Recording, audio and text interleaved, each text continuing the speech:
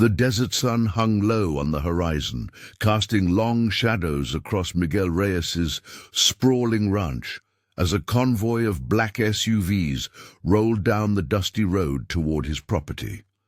Inside the vehicles, members of the Sinaloa cartel laughed and joked among themselves, passing bottles of tequila and boasting about their previous intimidation jobs. To them, Miguel was just another stubborn rancher, easy prey for their territory expansion.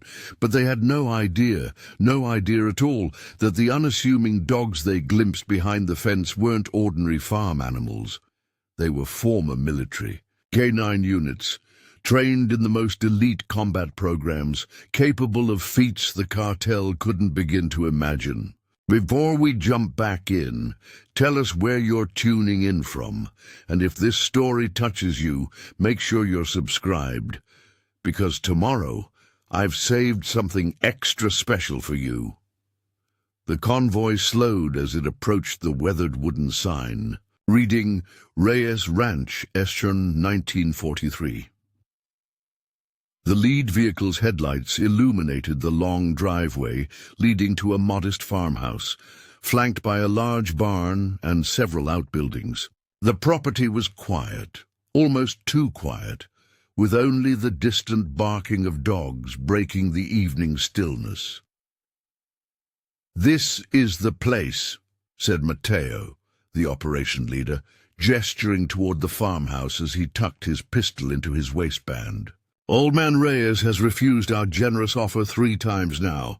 It's time he understood what happens to people who don't cooperate with the cartel." The other men nodded, their faces hard in the fading light. They had done this before. Intimidate uncooperative landowners, burn a structure or two, maybe. Rough someone up until the message was clear: sell to the cartel or face the consequences. Their boss, El Aguila, needed this ranch to expand his smuggling operation, and what El Aguila wanted, he got. "Remember, we're just sending a message tonight," Mateo continued, his voice carrying authority. "Burn the barn, scare the old man, and leave. No unnecessary complications." As the cartel vehicles pulled up to the property, the dogs behind the fence fell silent, a subtle shift that went unnoticed by the approaching men. Had they been more observant, they might have registered this as the first warning sign. These weren't ordinary farm dogs barking at strangers. These were highly trained combat animals switching to silent alert mode. Inside the modest farmhouse, Miguel Reyes watched the approaching vehicles through the slats of his window blinds.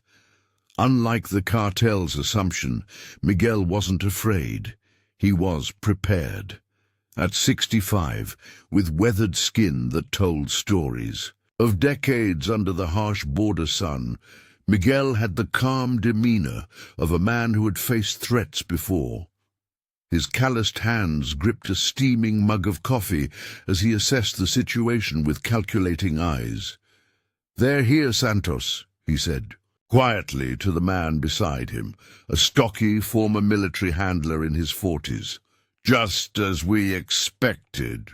Santos Delgado nodded grimly, his attention divided between the approaching vehicles and the tablet displaying feed from security cameras positioned around the property.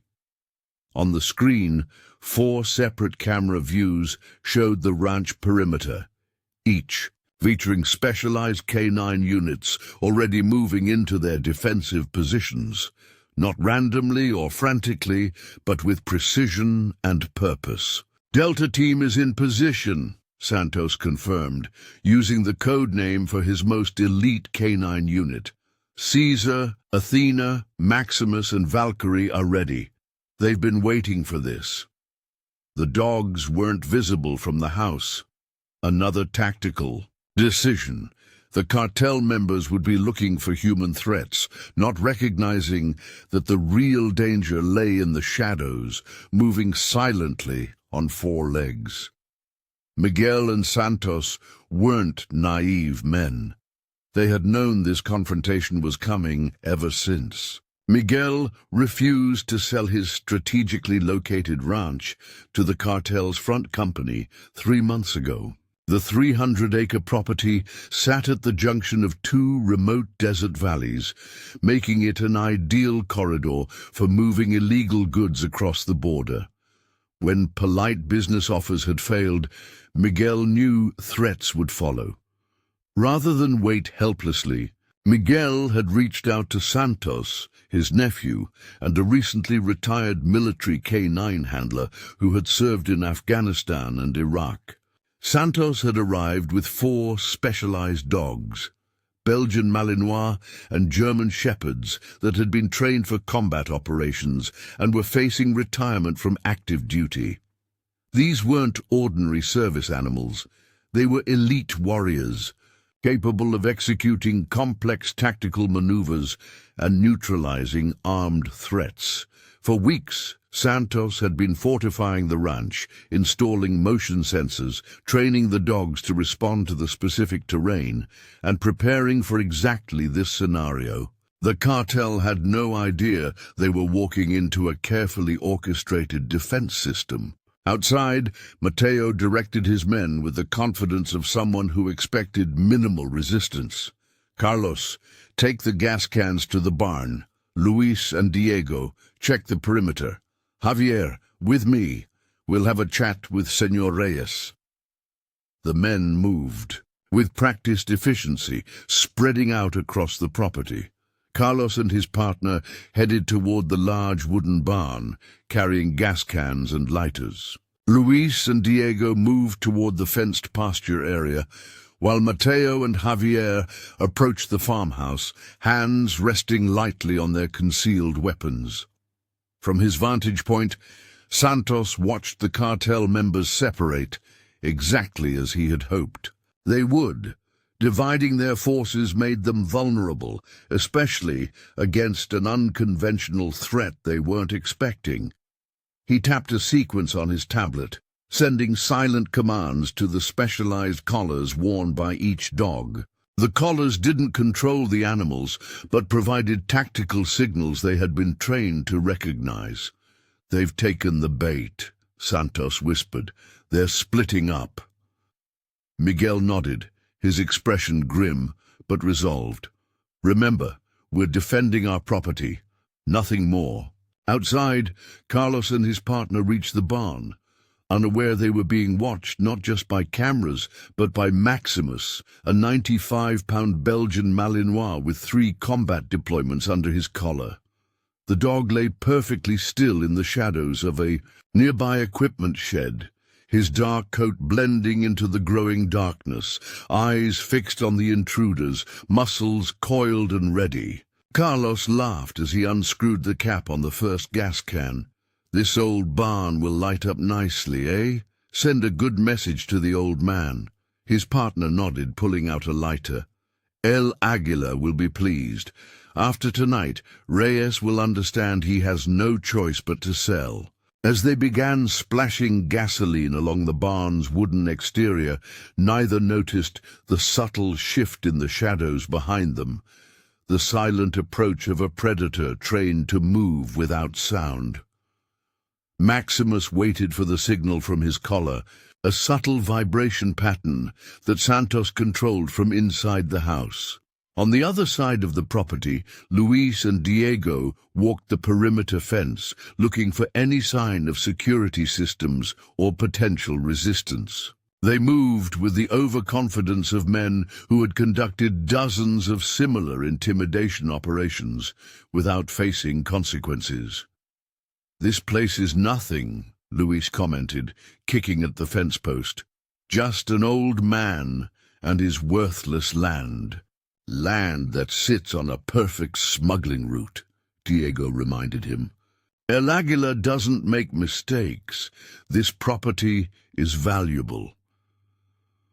What they failed to notice was Athena, a sleek German shepherd with specialized training in perimeter defense, tracking their movements from 20 yards away, using the techniques She had mastered in military operations, staying downwind, using natural cover, and moving only when her targets were distracted. Meanwhile, approaching the farmhouse, Mateo and Javier maintained the casual demeanor of men who expected little resistance. They had intimidated farmers before. This would be no different. In their experience, a few threats, perhaps a demonstration of force, and most people quickly complied. "Remember, we need him afraid but cooperative," Mateo instructed. "El Águila wants this property, not a corpse." Javier nodded, adjusting his jacket to better conceal his weapon. "Don't worry. I know how to be persuasive." Preparing and narrating. This story took us a lot of time, so if you are enjoying it, subscribe to our channel. It means a lot to us. Now back to the story. What they couldn't see was Caesar, the largest and most experienced of the K9 unit, positioned behind the farmhouse, a 110-pound German shepherd with specialized training in protection and threat neutralization. Unlike conventional guard dogs that might bark or growl to intimidate, Caesar remained silent, his training emphasizing stealth until the moment of engagement. The fourth dog, Valkyrie, a female Belgian Malinois known for her exceptional speed, had already circled behind the entire cartel group, effectively closing their escape route back to the vehicles. The trap was set, with each dog positioned strategically to isolate and neutralize specific threats. Inside the house, Santos watched, the tablet intently, as the cartel members continued their approach, oblivious to the danger surrounding them. The thermal imaging on his tablet showed the heat signatures of the dogs and the intruders, allowing him to track every movement in real time. "They're in position," he told Miguel. "Carlos and his partner are at the barn already pouring gasoline. If we wait any longer, they'll set it ablaze." Miguel took a deep breath, his hand moving to the shotgun leaning against the wall. "These men came to my property to destroy what I've spent my life building. They think I'm defenseless.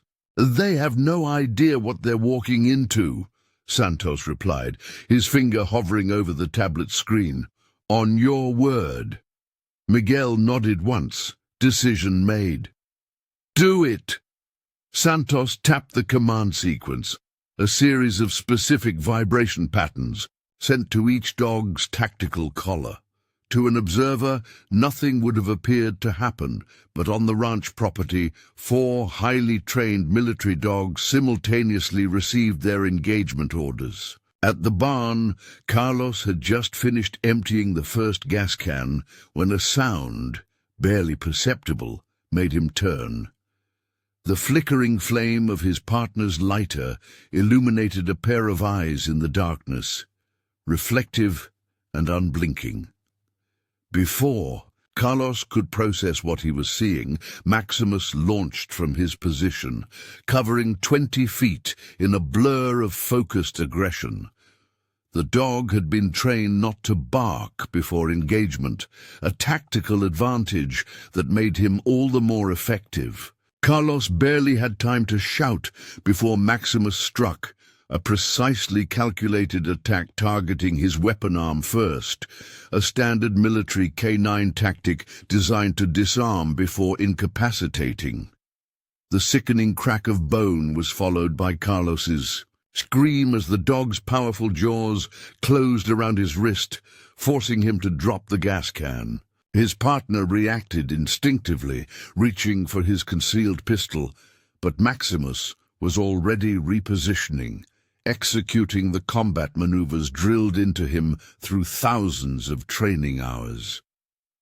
On the perimeter, Luis and Diego heard the scream and turned toward the barn, immediately drawing their weapons.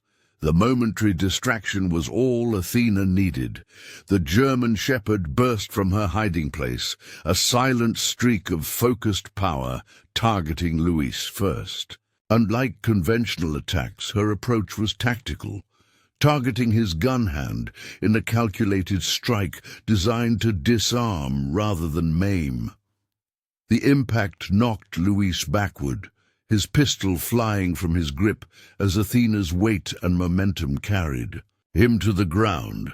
Diego fired wildly, missing entirely as the dog executed a flanking maneuver, circling to approach from his blind side.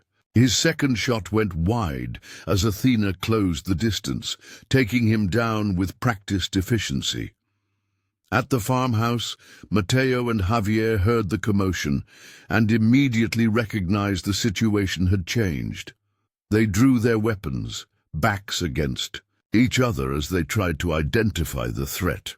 "What the hell is happening?" Javier hissed, scanning the darkness. "It's a setup," Mateo replied, his voice tight with tension. "Back to the vehicles, now!" They began a tactical retreat, moving quickly but methodically toward the SUVs parked by the entrance. What they didn't realize was that Caesar and Valkyrie had already moved to cut off their escape route, using the shadows and their natural camouflage to remain undetected until the perfect moment to strike. Inside the house, Santos monitored the situation through his tablet, directing the dogs with subtle command signals based on the thermal signatures he could see moving across the property. Miguel stood ready with his shotgun, though so far the dogs were handling the situation with military precision. "Caesar and Valkyrie are moving to intercept Mateo and Javier," Santos reported, his voice clinical and detached, the tone of a tactical officer monitoring an operation. "Maximus has neutralized the threat at the barn. Athena has contained the perimeter team." Miguel nodded grimly, watching through the window as the cartel's carefully planned intimidation transformed into chaos. "They came to the wrong ranch," he said quietly. Outside, Mateo and Javier had covered half the distance to their vehicles when Caesar made his move. The massive German shepherd emerged from the shadows like a spectre, silent until the moment of impact. Military K9s were trained differently from police dogs. They didn't give warning barks or intimidation displays. They struck without preamble, executing tactical takedowns with precision. Cesar went low, targeting Javier's legs in a movement designed to incapacitate without lethal force. The impact sent him sprawling, his weapon discharging harmlessly into the dirt as the dog immediately repositioned for a secondary attack. Mateo turned, weapon raised, only to find Valkyrie already airborne, a 70-pound missile of muscle and specialized training launching at his chest. The force knocked him backward, his shot going wide as the Malinois executed her takedown, pinning him with practiced efficiency. Within minutes, what had begun as a straightforward intimidation operation had transformed into a complete tactical failure for the cartel. 4 men were effectively incapacitated, disarmed by opponents they hadn't even considered threats. From the house, Miguel and Santos emerged cautiously, Santos holding a remote control that could instantly recall the dogs if necessary. They approached the subdued cartel members, Miguel's shotgun held loosely, but ready. "I believe you gentlemen are trespassing," Miguel said, his voice carrying the quiet authority of a man on his own land. Mateo glared up at him from beneath Valkyrie's watchful presence, the dog maintaining precise pressure. Not enough to cause serious injury, but more than enough to prevent any movement. "You have no idea what you've done, old man. El Aguila sent you to frighten an old farmer," Miguel interrupted, "to burn my barn and threaten me into selling my land. He thought I was defenseless." He gestured to the dogs, each maintaining their positions with disciplined focus. He was mistaken. Santos stepped forward, his posture and bearing instantly recognizable to any who had encountered military personnel. "These are not ordinary farm dogs," he explained, his voice cold and professional. "Caesar, Athena, Maximus, and Valkyrie served multiple combat deployments with special operations units. They're trained to neutralize armed threats with minimal force, or maximum force if necessary." As if to emphasize the point, Caesar adjusted his position slightly, causing Javier to wince as the dog's weight shifted. These weren't animals acting on instinct or simple guard dogs trained to bark and intimidate. These were tactical assets, responding to specific commands and executing precise maneuvers. "The authorities will be here soon," Miguel continued. "I called them before you arrived. Unlike most of your victims, I wasn't unprepared for this visit." Mateo's expression shifted from anger to calculation. "The cartel doesn't forget, Reyes. This isn't over. These dogs can't watch forever." Miguel leaned closer, his weathered face set in grim determination. "That's where you're wrong, Mateo. Tonight was not a coincidence or a stroke of luck. It was a demonstration. Every member of the Sinaloa cartel should understand something very clearly. My land is protected not by guns or men, but by guardians that don't sleep, don't fear, and don't miss." The distant wail of police sirens began to echo across the desert landscape, growing louder with each passing second. Santos gave a subtle hand signal, and the dogs adjusted their positions, maintaining control of the cartel members while allowing Santos to secure their weapons. "You should also know," Santos added, collecting the pistols with gloved hands, "that everything that happened here tonight is recorded. High definition, thermal, and infrared. Every threat you made, every illegal action, all documented and already uploaded to secure servers." This wasn't entirely true. A tactical deception designed to create additional deterrence.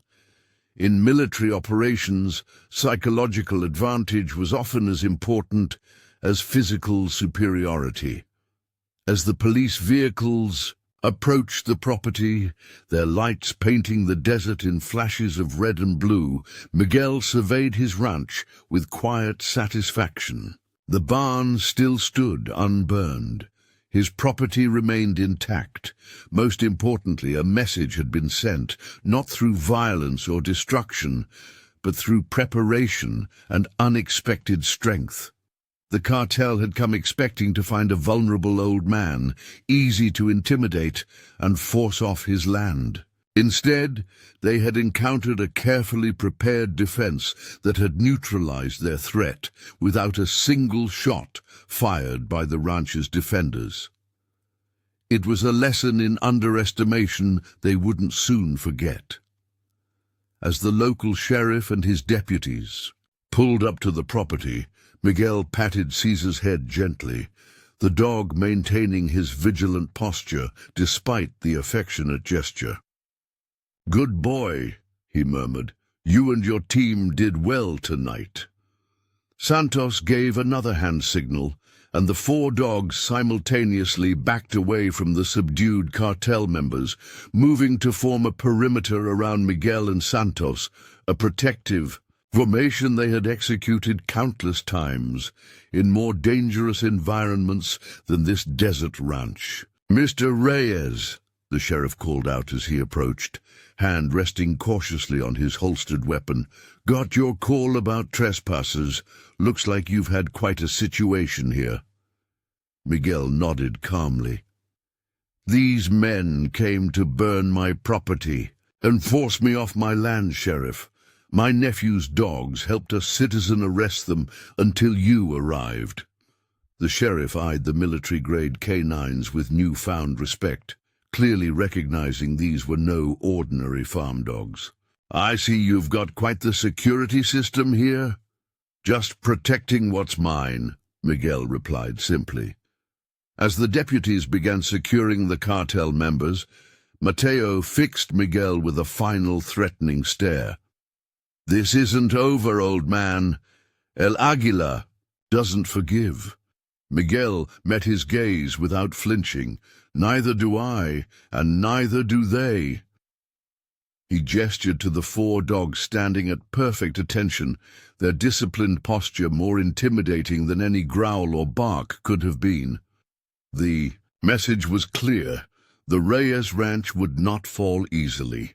What had begun as a routine intimidation had revealed an unexpected truth. Sometimes the most dangerous opponents were the ones you never saw coming. In this case, 4-legged guardians with military training and the unflinching loyalty that made them perhaps the most formidable defense a desert ranch could have. As the cartel members were loaded into police vehicles, Miguel turned toward his house, the 4 dogs falling into formation around him and Santos. Not just pets or even guards, but warriors who had found a new mission protecting this patch of desert from those who would take it by force. The night's events would be talked about in cartel circles for years to come. A cautionary tale about underestimating an old farmer and the unexpected guardians that stood between him and those who would do him harm. The sheriff's department had taken the cartel members into custody, their vehicles impounded as evidence, but Miguel and Santos harbored no illusions about what would happen next. They stood on the porch of the farmhouse as the last police cruiser disappeared down the dusty road, the 4 dogs sitting at attention around them, still vigilant despite the apparent resolution. "They'll be out within days," Santos said, breaking the silence as he scanned the horizon. "The cartel has judges and police on payroll all through this region. Those men will walk, and El Águila will send more." Miguel nodded, his weathered face impassive in the moonlight. He wasn't surprised. He'd lived in this border region long enough to understand the reach of the cartels and the limitations of local law enforcement. "Then we'll be ready when they come." Santos turned to study his uncle's profile, noting the determination in the older man's eyes. Unlike many in his position, Miguel showed no sign of backing down. "This won't be like tonight," Santos warned. They were expecting an easy target, an old man they could intimidate without resistance. "Next time, they'll come prepared." "So will we," Miguel replied simply, reaching down to scratch behind Caesar's ears. The massive German shepherd remained disciplined, even as he leaned slightly into the touch. "Your dogs bought us time and sent a message. Now we use that time wisely." Inside the house, they gathered around the kitchen table where a topographical map of the ranch was spread out, its edges held down by coffee mugs. Santos pointed to various locations, outlining vulnerabilities and defensive positions. The dogs settled around the room, Maximus and Valkyrie by the door, Athena near the window, and Caesar at Miguel's feet. Not relaxed, but vigilant, as if they understood the gravity of the conversation. The dogs performed exactly as trained. "Tonight," Santos explained, "but they were designed for specific military applications, not prolonged ranch defense. We need to enhance their capabilities for this environment." Miguel studied the map thoughtfully. "What did you have in mind?" "Custom training protocols adapted for the terrain, specialized equipment." Santos pulled out a tablet showing Miguel designs for modified tactical vests for the dogs, equipped with lightweight body armor and specialized equipment. These dogs aren't just weapons, they're tactical assets. In Afghanistan, our K-9 units were equipped with gear that made them even more effective. For the next several hours, they outlined their strategy, drawing on Santos's military experience and Miguel's intimate knowledge of the land. They weren't just preparing for defense, They were creating a comprehensive security system with the dogs as its cornerstone. As dawn broke over the desert, painting the landscape in hues of gold and amber, Miguel and Santos finally rested. The dogs rotated through patrol schedules, a system Santos had implemented based on military protocols, ensuring that at least 2 dogs were always alert and monitoring the property while the others rested. "Get some sleep," Miguel told his nephew as they finished their coffee. "Tomorrow we begin preparing in earnest." The days that followed transformed the Reyes Ranch from a working cattle operation into a tactically reinforced compound. Solar-powered motion sensors were installed at strategic points around the property. Santos constructed specialized training courses that mimicked potential scenarios, teaching the dogs new protocols specific to ranch defense rather than the military applications they had originally been trained for. Each dog's natural strengths were enhanced through specialized training. Caesar, with his imposing size and strength, was trained for direct confrontation and high-value asset protection. Primarily Miguel himself. Athena, with her exceptional tracking abilities, was trained to patrol the perimeter and detect intrusions from any direction. Maximus, the most aggressive of the 4, was trained for rapid response and threat neutralization. Valkyrie, the smallest but fastest, became their reconnaissance specialist, able to cover ground quickly and report back through specialized response behaviors. Santos also implemented a sophisticated communication system using modified tactical collars.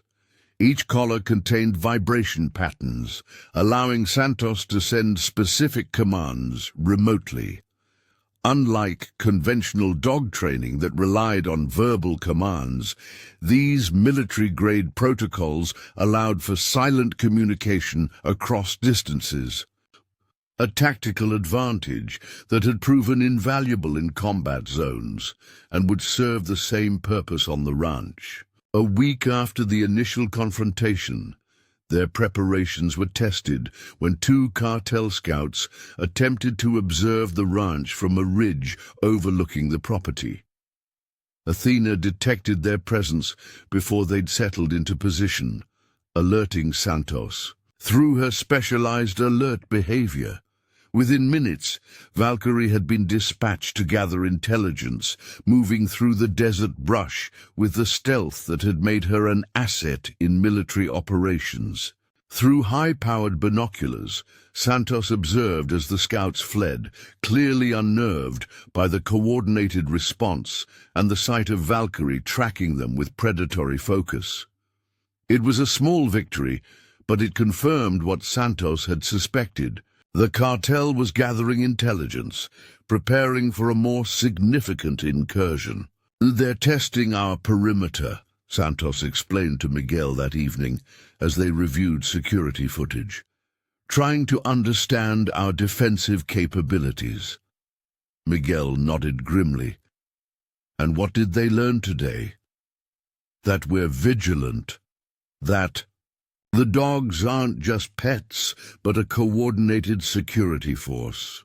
Santos zoomed in on footage showing Valkyrie's pursuit of the scouts. "Most importantly, they learned that we can detect observation attempts from over a mile away. That's going to complicate their planning significantly." The expected retaliation from El Aguilar's organization came 10 days after the initial confrontation.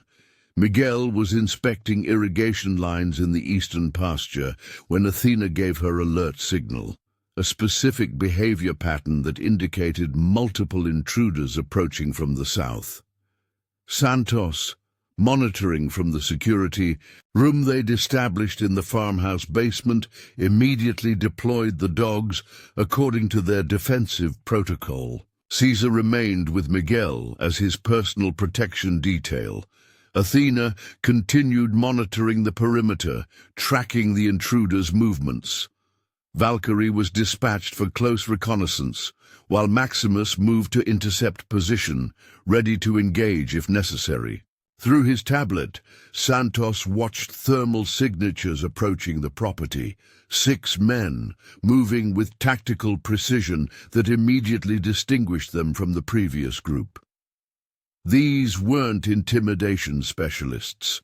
They were enforcers, likely with military or police background themselves. They moved in a staggered formation, covering each other's approaches, weapons clearly visible even on the thermal feed. "Miguel, we have 6 tangos approaching from the south," Santos communicated through the radio they now carried at all times. "These aren't the same caliber as before. They're moving tactically." "Understood," Miguel replied calmly. "I'm heading to Position Alpha with Caesar." Position Alpha was one of several reinforced locations they had prepared around the property, this one a modified storage shed with ballistic protection and clear sightlines to the southern approach. Miguel moved quickly but calmly, Caesar at his side, constantly scanning for threats. Santos coordinated the response from the security room, sending commands to each dog through their tactical collars. On his screens, he could track the thermal signatures of both the intruders and the dogs, directing the response like a battlefield commander. The cartel team reached the outer perimeter fence, cutting through it with practiced efficiency. They were better equipped than the previous group, carrying what appeared to be semi-automatic weapons and wearing tactical vests. Their movement patterns suggested formal training, confirming Santos's suspicion that El Aguila had sent professionals this time. "They're through the fence," Santos updated Miguel. "Moving in standard search formation. Valkyrie is maintaining surveillance 20 meters from their position." "Can she tell if they're cartel or mercenaries?"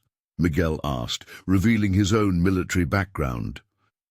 "Based on their movement, I'd say former military or police, now on cartel payroll," Santos assessed. "They know what they're doing." Unlike the previous confrontation, Santos didn't immediately order the dogs to engage. These men were different, better trained, better equipped, and likely prepared for the dogs after hearing about the previous encounter. This required a different approach.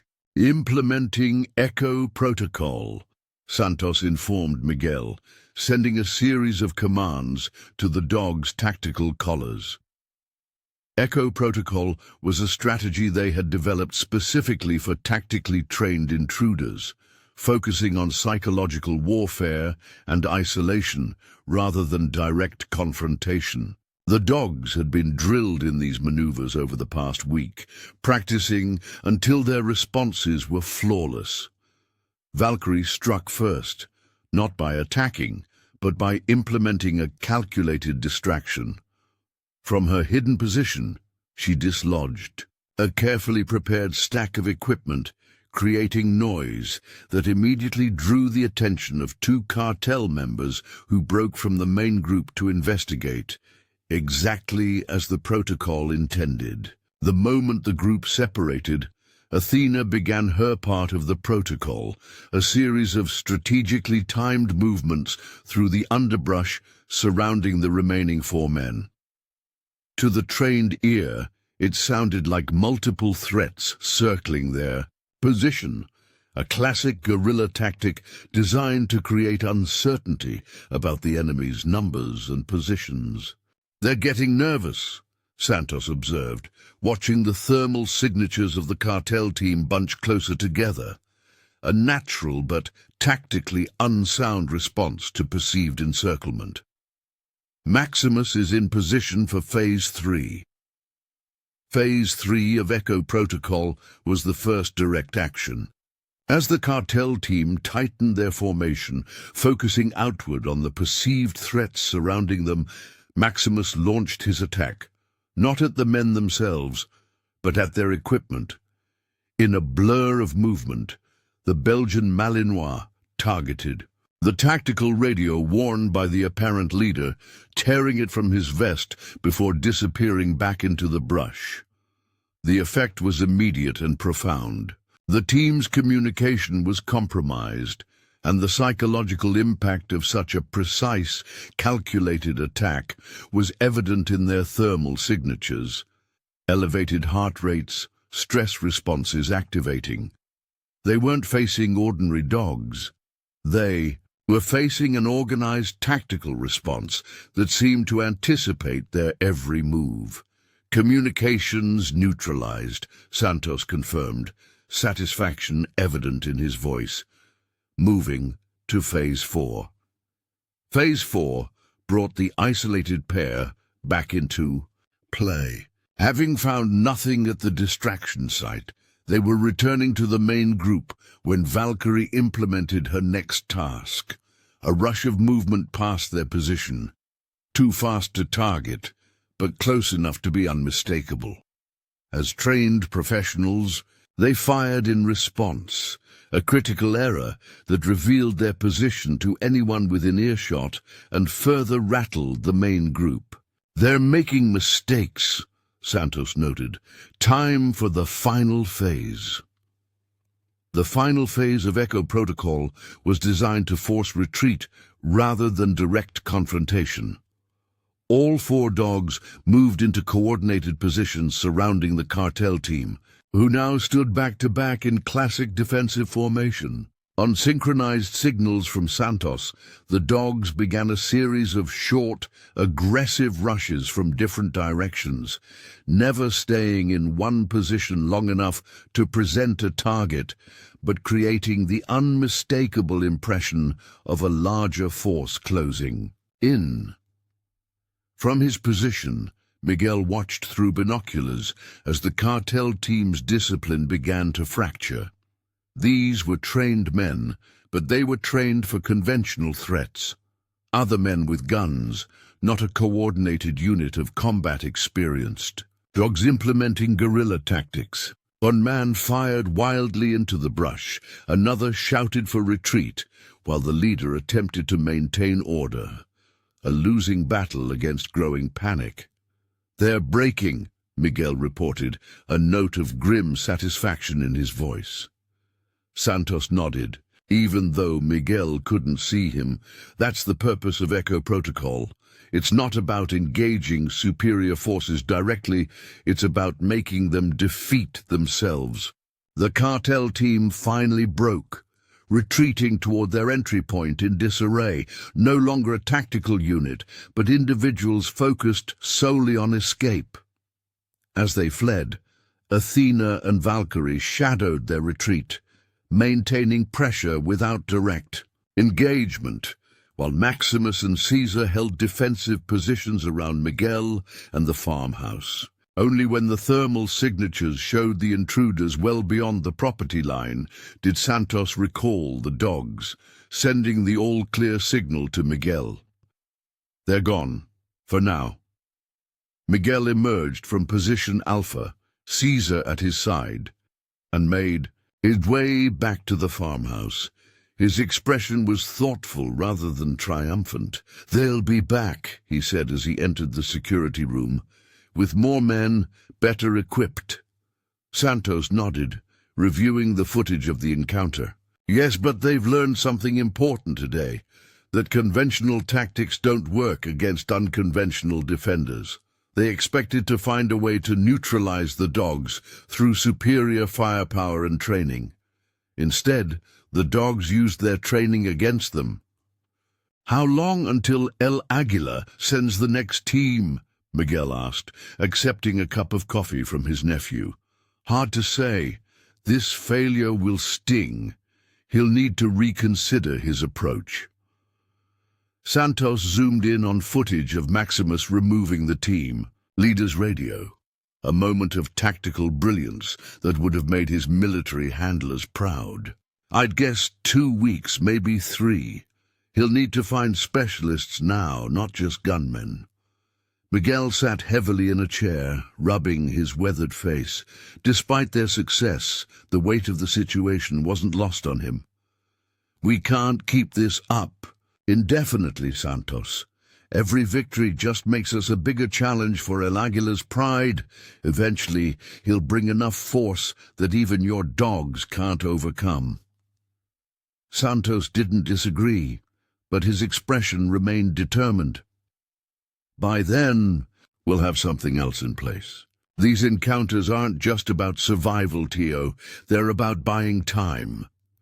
For the first time since the confrontation began, Miguel allowed himself a small smile.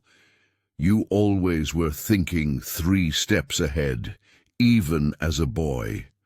"I learned that from you," Santos replied, turning back to the monitors. "And now we prepare for the next phase." The next phase became clear the following morning, when a convoy of 3 unmarked trucks arrived at the ranch. Unlike the cartel vehicles, these approached openly, during daylight, and stopped respectfully at the gate rather than forcing entry. The dogs alerted immediately, but Santos held them in check positions, studying the new arrivals through binoculars. "Friends of yours?" Miguel asked, shotgun resting comfortably in the crook of his arm as they stood on the porch. Santos nodded slowly. "Former colleagues, I called in some favors." From the lead vehicle emerged a tall woman with close-cropped hair and the unmistakable bearing of military leadership. Behind her, 8 men and women of various ages but similar demeanor began unloading equipment from the trucks. None of them were in uniform, but their coordinated efficiency revealed their background. "Captain Ramirez," Santos greeted us. The woman approached the house, the dogs forming a protective semicircle around Miguel and Santos. "Not captain anymore," she corrected with a brief smile. "Just Ramirez now. Like you, I've found civilian life more interesting recently." Her eyes moved to the dogs, professional assessment evident in her gaze. "These must be the famous 4. Their reputation precedes them." Miguel looked questioningly at Santos, who explained, "Elena Ramirez was my commanding officer during my 2nd deployment. She now runs a private security firm staffed entirely by veterans, many of whom worked with military K-9 units." Understanding dawned on Miguel's face. "The next phase." Ramirez nodded briskly. "Santos contacted me after your first encounter with the cartel. Explained the situation. I've been monitoring since then, waiting for the right moment to step in." She gestured to her team, still efficiently unloading equipment.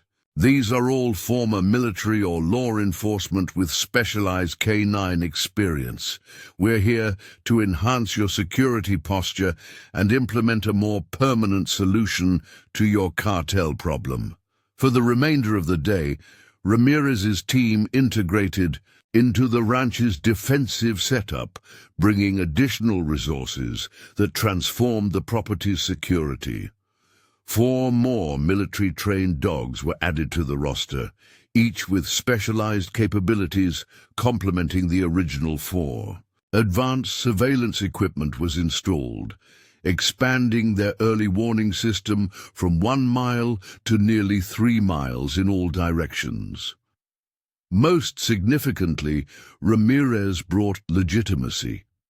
Unlike Santos and Miguel defending their property alone, a security firm operated with licenses and legal protections that changed the dynamics entirely. By nightfall, the Reyes Ranch wasn't just defended by trained dogs and determined men. It was protected by a professional security operation with documentation, liability insurance, and legal standing.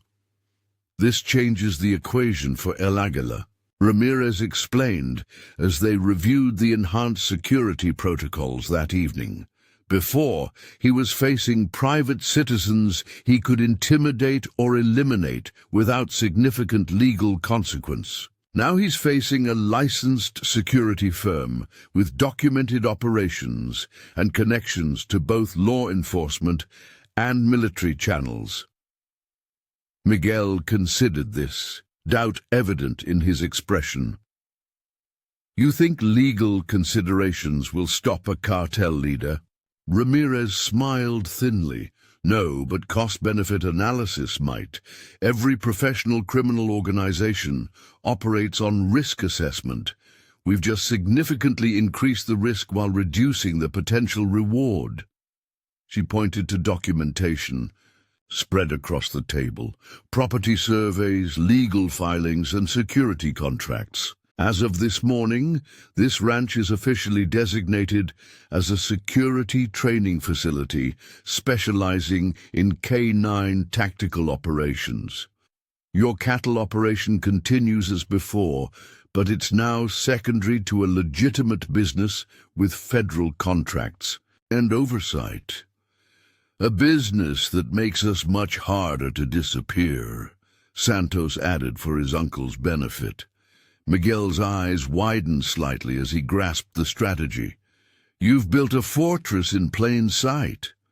Exactly, Ramirez confirmed. El Aguila wanted your land because it was vulnerable. An old ranch with a single owner who could be pressured or eliminated. Now it's a high-profile security operation with connections to federal agencies and media outlets. Attacking this property now wouldn't just be eliminating an obstacle, it would be declaring war on a politically connected enterprise. Outside, the expanded team of K-9 units conducted coordinated patrol routes around the property, their tactical vests equipped with camera systems that fed directly to the newly established command center in what had once been Miguel's barn.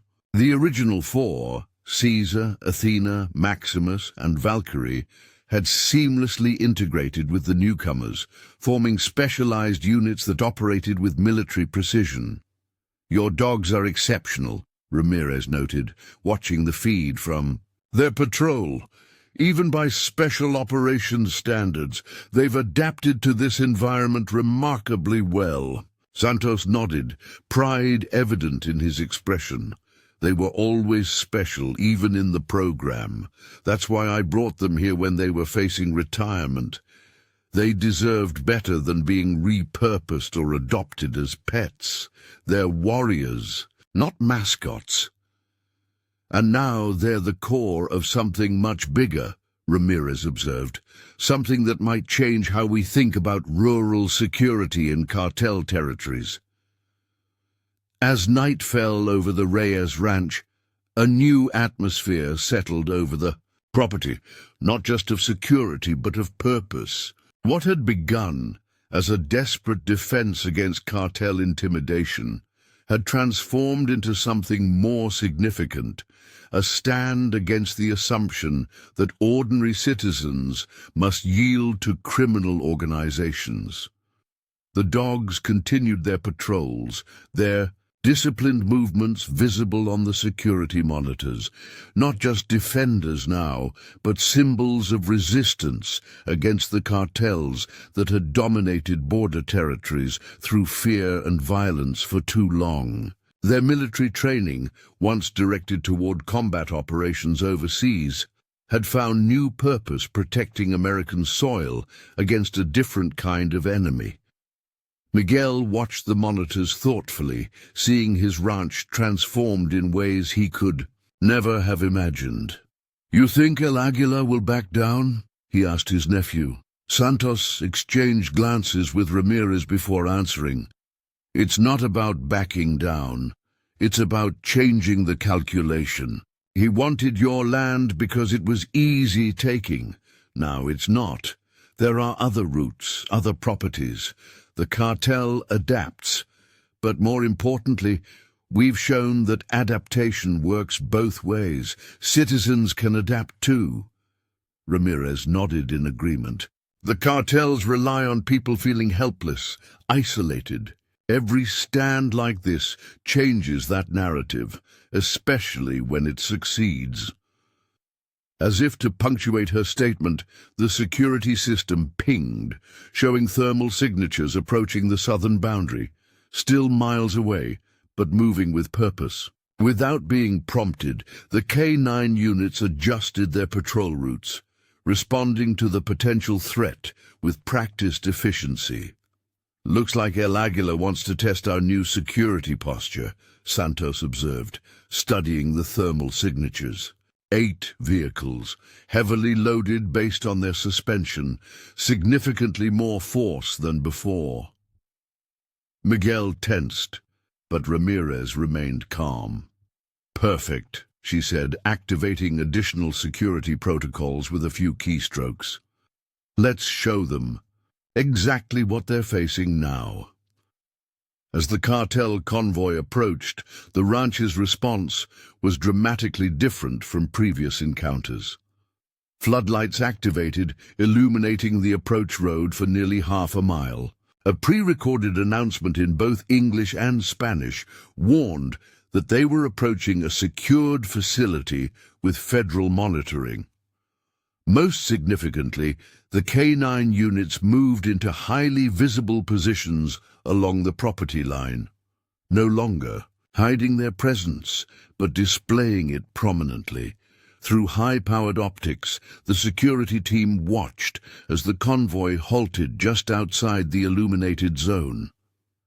For several tense minutes, there was no movement, just the standoff between the cartel force and the clearly prepared defense. Finally, without approaching further, the convoy turned around, vehicles disappearing back into the desert night.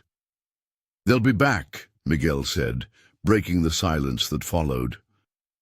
"Maybe," Ramirez acknowledged, "but not tonight, and not without a much better plan." What they just saw wasn't a desperate last stand by an old rancher. It was a professional security operation with resources and connections. That changes everything. As the security team stood down from high alert, the dogs continued their patrol routes, unwavering in their vigilance. These weren't just animals, following commands. They were the embodiment of resistance against intimidation, the front line of defense, not just for one ranch, but for the principle that citizens need not surrender to criminal forces, no matter how powerful. In the command center, Santos pulled up satellite imagery showing dozens of properties along the border region, all marked as potential expansion sites for the security model they had established. This was never just about saving your ranch. Tio, he explained to Miguel, it was about creating a template that others could follow. Miguel studied the map thoughtfully, seeing not just land and boundaries, but a new kind of battle line being drawn. Not with traditional forces, but with highly trained K-9 units and the professionals who handled them. From defending nations to defending neighborhoods, he mused, your dogs have found a new mission. Outside, Caesar completed his patrol circuit and returned to the command center, taking his position beside Santos with the disciplined focus that had made him invaluable. In combat zones around the world, he wasn't just a dog.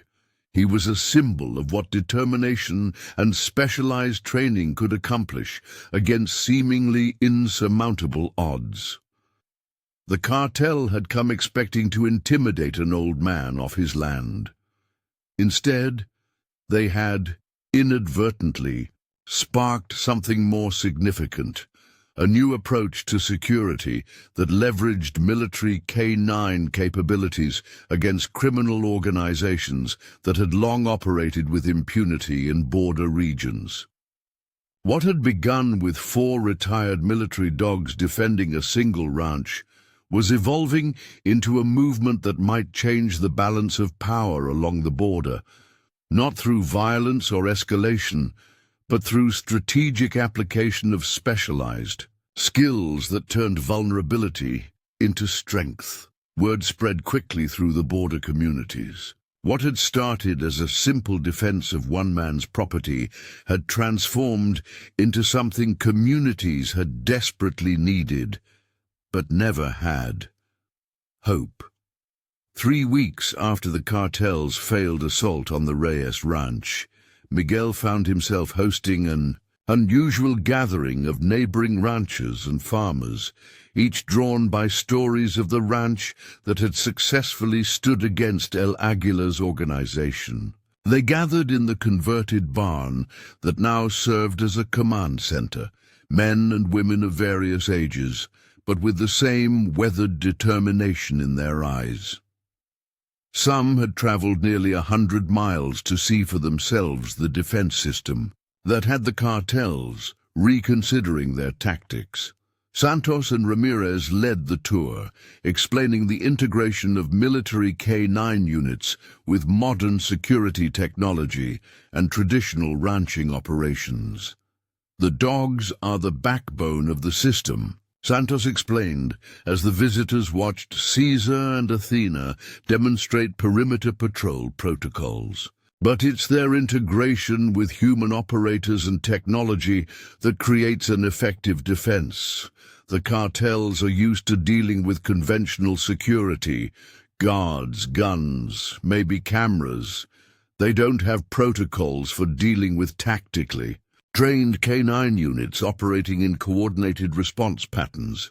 A silver-haired woman in her 60s, owner of a cattle operation near the border, watched with particular interest as Valkyrie demonstrated reconnaissance maneuvers, moving through complex terrain with silent efficiency. "My grandson served in Afghanistan," she said quietly. "He told me about these dogs, said they saved his unit more times than he could count. Never thought I'd see them working here at home." "That's exactly the point," Ramirez interjected. "These animals and their handlers developed incredibly specialized skills overseas. When they retire from military service, that expertise typically gets shelved. We're repurposing it to address domestic security challenges." Another rancher, younger but with the same sun-hardened skin that marked those who worked the borderlands, asked the question that was on everyone's mind. "This is impressive, but can it be replicated? We don't all have access to military issues. Dogs or security experts?" It was Miguel who answered, stepping forward with the quiet authority that had earned him respect long before the confrontation with the cartel. "That's why you're here today. What started as protecting my land has become something bigger, something that can help all of us." He guided the group to a wall displaying maps of the border region, each property color-coded based on vulnerability, assessment and strategic importance. The cartels target isolated properties first, places where owners can be intimidated without witnesses or consequences. They establish footholds, then expand. It's a strategy that has worked for decades, because we've been fighting as individuals. Miguel pointed to his own ranch on the map, now marked with a green indicator. 3 weeks ago I was in the red zone, a priority target because of my land's strategic location. Now El Aguilar's organization has designated my property as a high-cost target, meaning the risk of attacking it outweighs the potential benefit. "How do you know what the cartel is thinking?" a skeptical voice called from the back. Ramirez stepped forward, tapping commands on a nearby console. A series of surveillance photos appeared on the main screen. Cartel members in various locations, surveillance logs, and intercepted communications. "Because we're not just defending, we're gathering intelligence. Every attempted incursion gives us more information about their operations, their personnel, and their decision-making processes." Santos continued, "The cartels have succeeded because they've had better intelligence than local law enforcement. We're changing that equation by creating our own network. centered around properties like this one that have implemented enhanced security protocols. A murmur ran through the gathered ranchers, part skepticism, part hope. These were people who had lived under cartel intimidation for years, some having paid protection money, others having lost land entirely. The idea that they could reverse this dynamic seemed almost too good to believe. Miguel recognized the doubt in their eyes. He had felt it himself weeks earlier. "I understand your skepticism," he acknowledged. 3 weeks ago, I was prepared to sell my land and walk away. The cartel seemed unstoppable, and one old rancher couldn't expect to stand against them. He walked to where the 4 original dogs sat at perfect attention: Caesar, Athena, Maximus, and Valkyrie. What changed wasn't just the arrival of these extraordinary animals. What changed was the realization that the skills and resources to fight back have been here all along. We just needed to organize them effectively. And the visiting ranchers were then led through practical demonstrations, showing how even without military-grade K-9 units, properties could be secured using a combination of technology, terrain awareness, and coordinated response protocols. Some of the visitors had brought their own ranch dogs, working collies, shepherds, and cattle dogs that, while not military-trained, had intelligence and instincts that could be developed for basic security functions. "Your working dogs already know your land," Santos explained, as he demonstrated modified training techniques. "They already alert to strangers and unusual activities.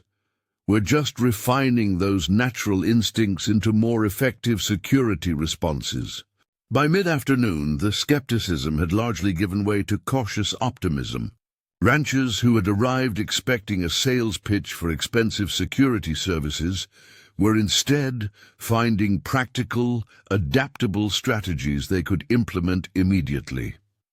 Most importantly, they were finding community, the sense that they were no longer facing the cartel threat in isolation. As the gathering prepared to disperse, Miguel stood before them one last time. "What we're establishing here isn't just about dogs or technology. It's about changing the dynamics of power along the border. For too long, the cartels have operated with impunity because they controlled the narrative. They were organized, while we were isolated. That changes today." He gestured to maps showing a network of properties stretching across 3 counties. "Every ranch that implements these security protocols becomes part of our network. We share intelligence, resources, and response capabilities. An attack on one becomes the concern of all." The silver-haired rancher who had spoken earlier stepped forward. "My property sits on a known smuggling route. The cartel has been pressuring me to sell for nearly a year. I've been holding out, but after my foreman was beaten last month, I was ready to give up." Her voice strengthened as she continued. "I'm not giving up anymore. I want my ranch to be the next green dot on that map." One by one, other ranchers stepped forward, each committing their properties to the network. What had begun as curiosity had transformed into resolution, a community finding its strength not just in fence lines and property rights, but in shared purpose and coordinated resistance. As the ranchers departed, Santos joined his uncle on the porch, watching the line of trucks and SUVs disappear down the dirt road. "You've started something significant," he observed. "Something that goes beyond just defending your land." Miguel nodded, his expression thoughtful. "I've worked this land for 40 years, thought I knew everything about it. Turns out I was wrong." He gestured to the property stretching before them, now transformed with security installations seamlessly integrated into the working ranch. This land isn't just about cattle or water rights. It's about standing for something, showing that ordinary people can resist when they have the right tools and the right allies.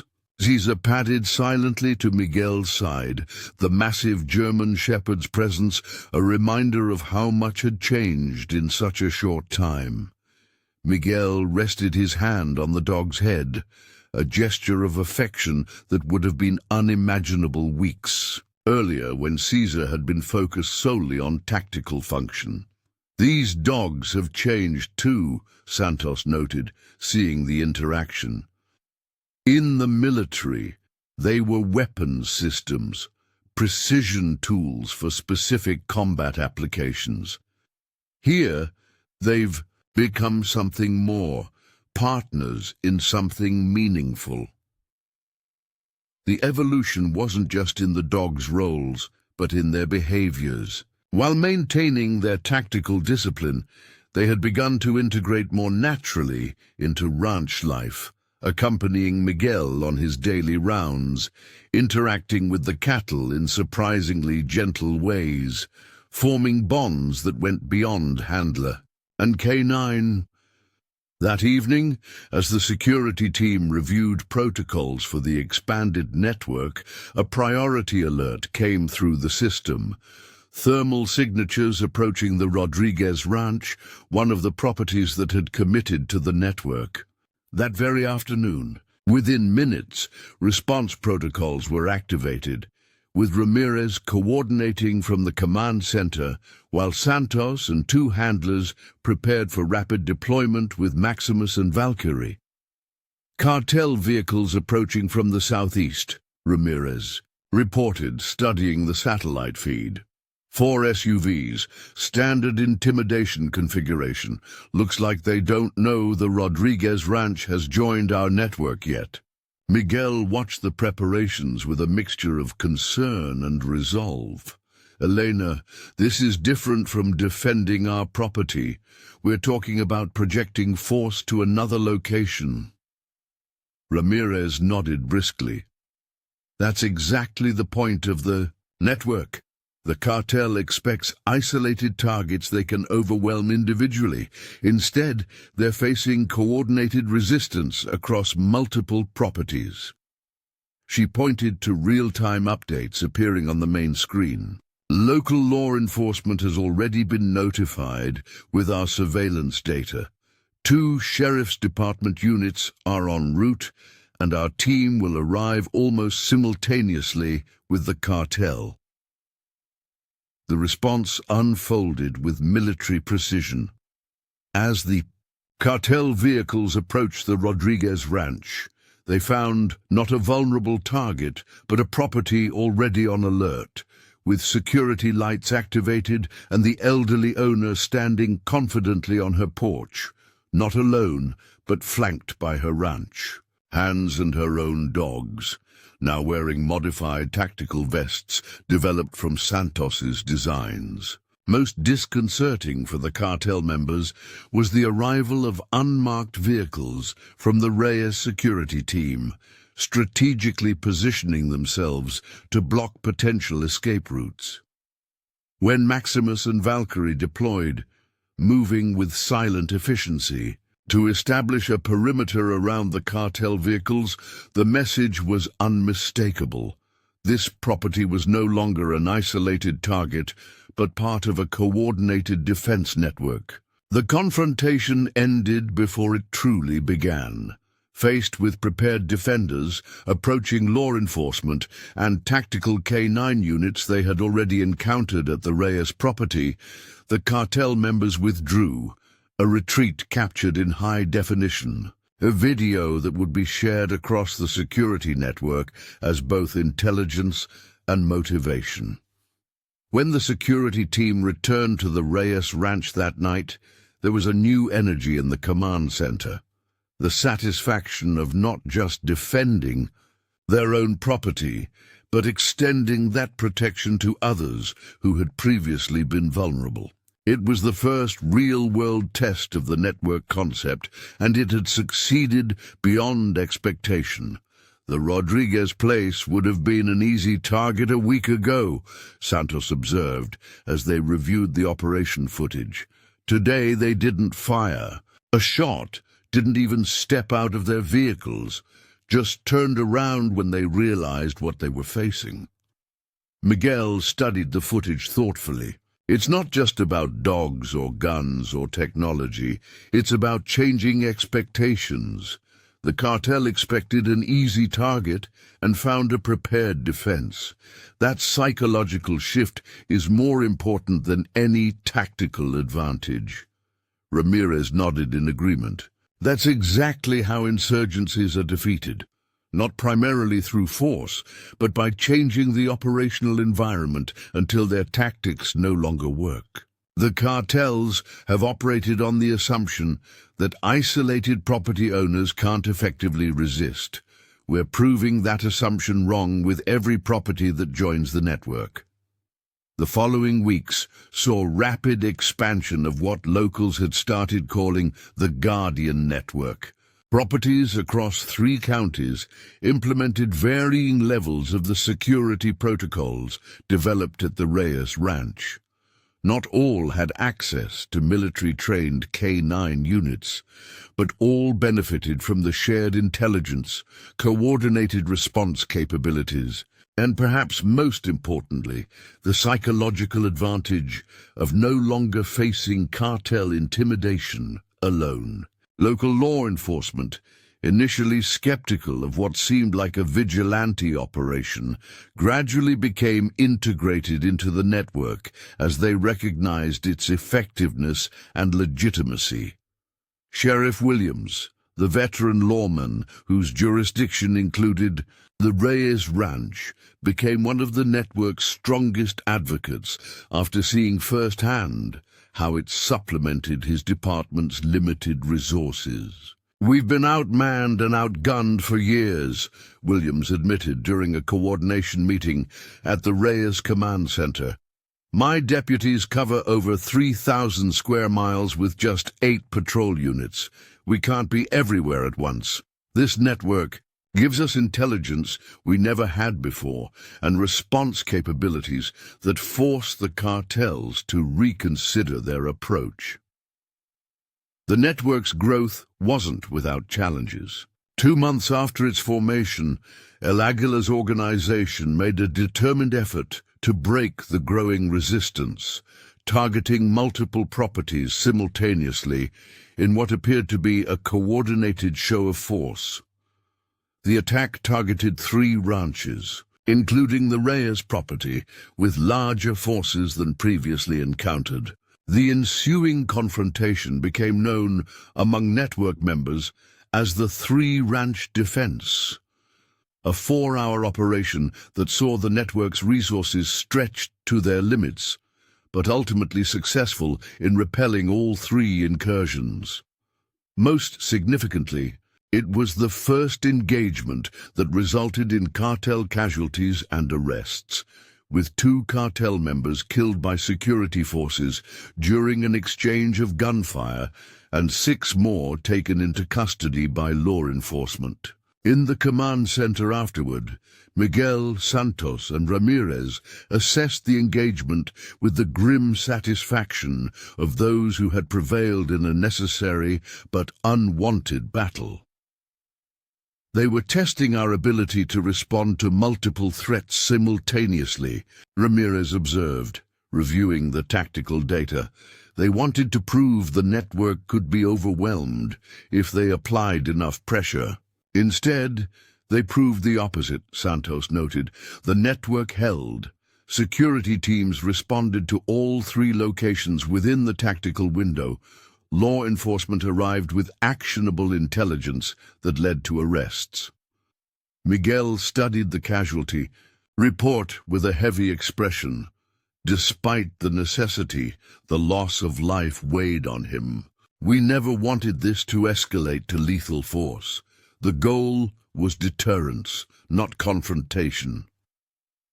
"Sometimes deterrence requires demonstration," Ramirez replied, her tone reflecting her military background. El Aguilar needed to understand that Resistance isn't just symbolic, it has consequences.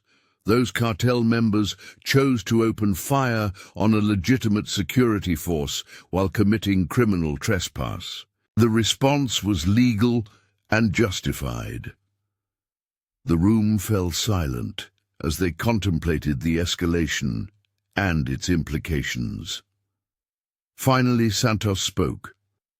This will either break the cartel's will to continue these operations or push them toward even greater violence. We need to be prepared for either outcome.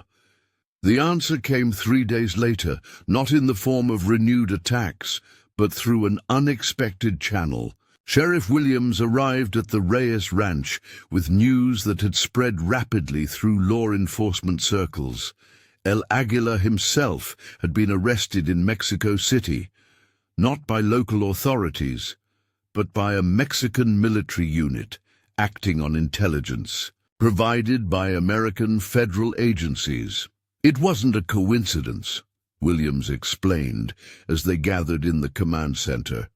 Your network's intelligence gathering didn't just protect these ranches. It fed into a larger federal operation that's been building a case against the cartel for years. The surveillance data, the identified cartel members, the documented incursions, all of it became evidence that finally gave Mexican authorities what they needed to move against El Aguila himself. The implications were profound. What had begun as one ranch's desperate defense against intimidation had contributed to the downfall of one of the region's most powerful cartel leaders. The Guardian Network hadn't just protected property, it had helped dismantle the very criminal organization that had threatened it. As news of El Aguila's arrest spread through the network, the mood shifted from vigilant defense to cautious optimism. Properties that had existed under shadow of cartel intimidation for years began to emerge into a new reality, one where organized resistance had proven more powerful than criminal intimidation.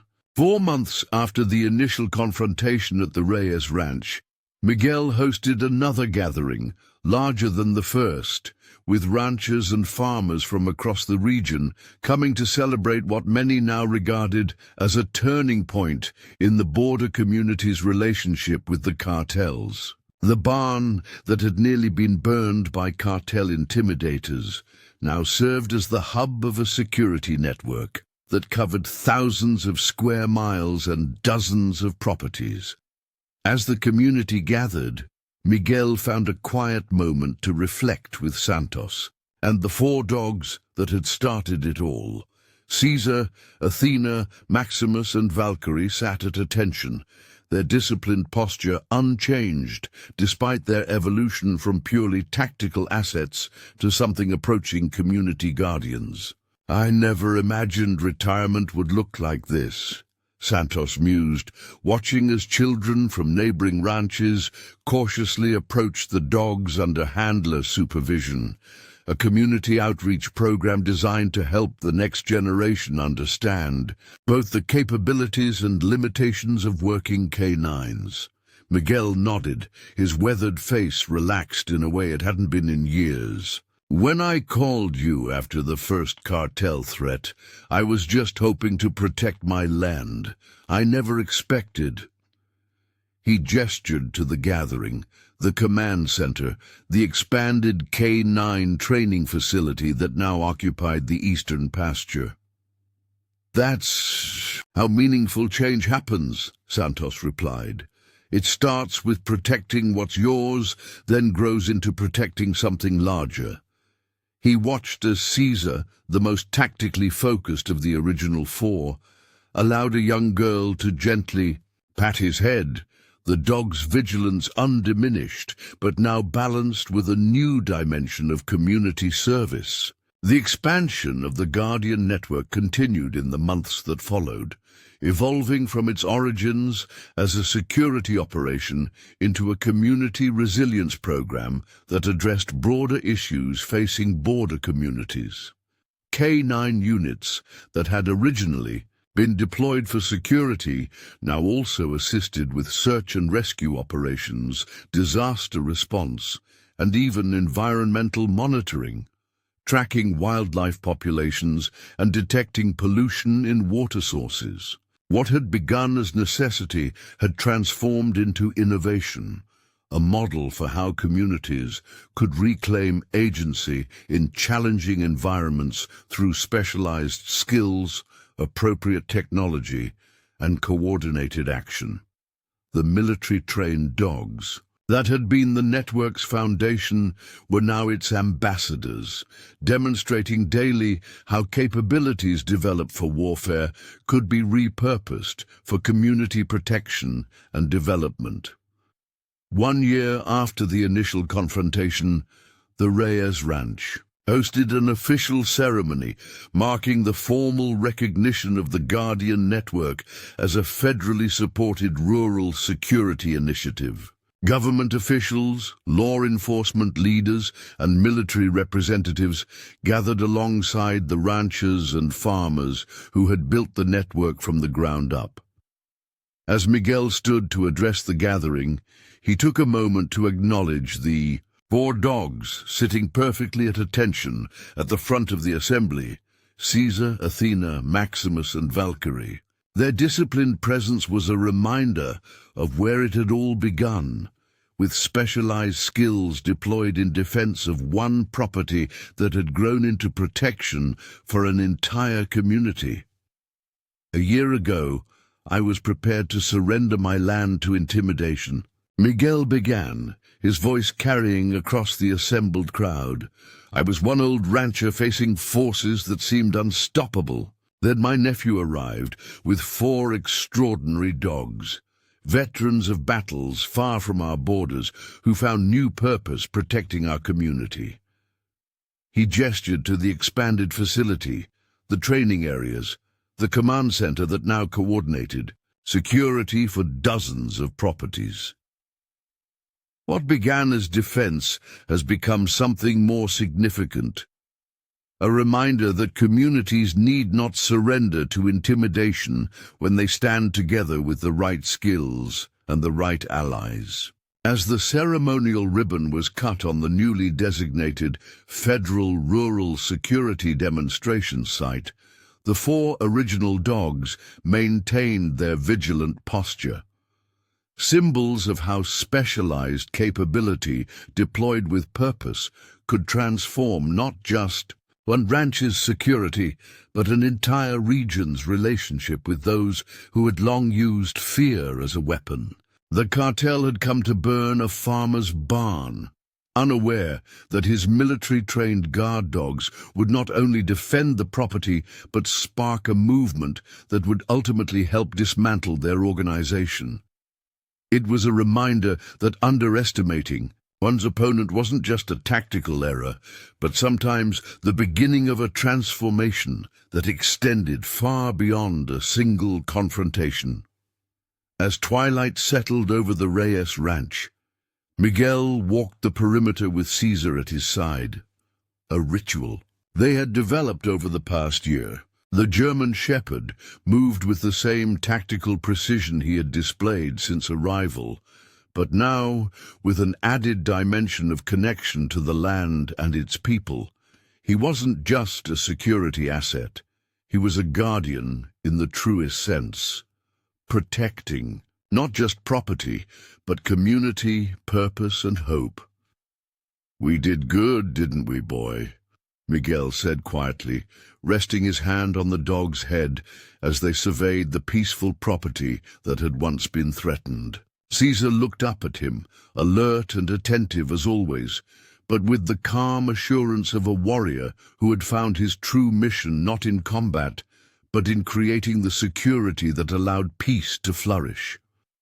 The barn that the cartel had come to burn now stood as the center of something they could never have anticipated, a community that had learned to defend itself not through escalating violence, but through specialized skills deployed with purpose and coordination. It was a different kind of strength than the cartels understood, Not the power to intimidate, but the power to protect, to connect, and to transform fear into resilience. As stars appeared in the desert sky, Miguel and Caesar returned to the main house, where Santos and the other handlers were reviewing the day's operations. The 4 dogs that had started it all took their places, not just security assets, but the foundation of a new approach to community resilience that had grown beyond anyone's expectations. The cartel had come expecting to find vulnerability and isolation.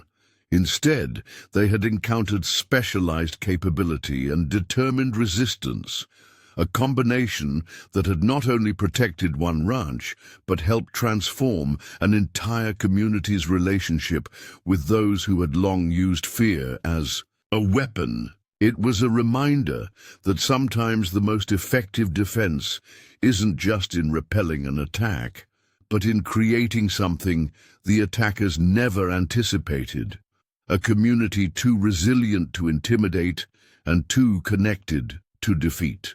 The Guardian Network's success had not gone unnoticed by those whose power it threatened. While El Aguilar's arrest had disrupted the cartel's regional operations, the organization remained resilient, adapting to the changing landscape with new leadership and tactics. 18 months after the initial confrontation at the Reyes Ranch, the network faced its greatest challenge yet. Not from direct assault, but from a more insidious threat designed to undermine the very foundation of their community defense system. The first signs appeared subtly. 3 ranches in the southern sector reported unusual activity, not the blatant intimidation tactics of before, but something more calculated. Surveillance equipment malfunctioned. Communications experienced unexplained interference. Most concerning, there were reports of attempts to lure the security dogs away from their patrol routes with strategically placed distractions. They're probing for weaknesses, Santos observed during an emergency meeting of the network's leadership council. The council had formed organically as the network expanded, bringing together property owners, security specialists, and law enforcement, representatives to coordinate the community's defensive strategy. This isn't random harassment, it's systematic intelligence gathering. Miguel, now serving as the council's chairman, studied the incident map displayed on the command center's main screen. Red markers indicated the pattern of disruptions across the network's territory. They're not just targeting individual ranches anymore. They're targeting the network itself, trying to understand how we communicate, coordinate, and respond. Sheriff Williams nodded grimly. We've intercepted communications, suggesting a new cartel coalition has made dismantling your network their priority. They're calling it Operation Muzzle, specifically aimed at neutralizing the K-9 units that form your core capability. Ramirez, who had transitioned from security contractor to permanent director of the network's tactical operations, zoomed in on surveillance footage showing unknown individuals observing training sessions from concealed positions. They're studying our methods, documenting our protocols. This isn't preparation for a frontal assault. They're developing countermeasures. The room fell silent as the implications sank in. The network's effectiveness had always depended on the unique advantage provided by the military-trained dogs, an asymmetric capability that conventional criminal organizations weren't equipped to counter. If the cartels developed specific tactics to neutralize that advantage, the entire security model could be compromised. We need to evolve before they can adapt, Santos said, breaking the silence. The dogs have always been our core strength, but they can't be our only strength. Miguel turned to him with interest. What are you suggesting?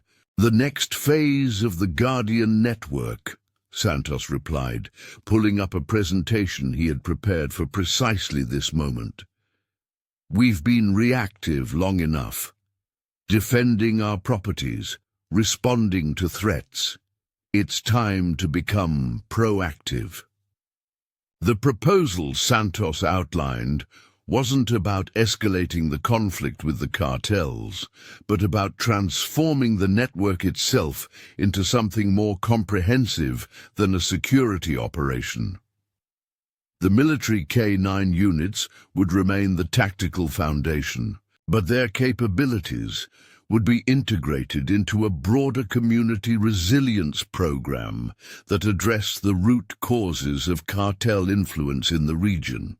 "The cartels don't just operate through fear," Santos explained.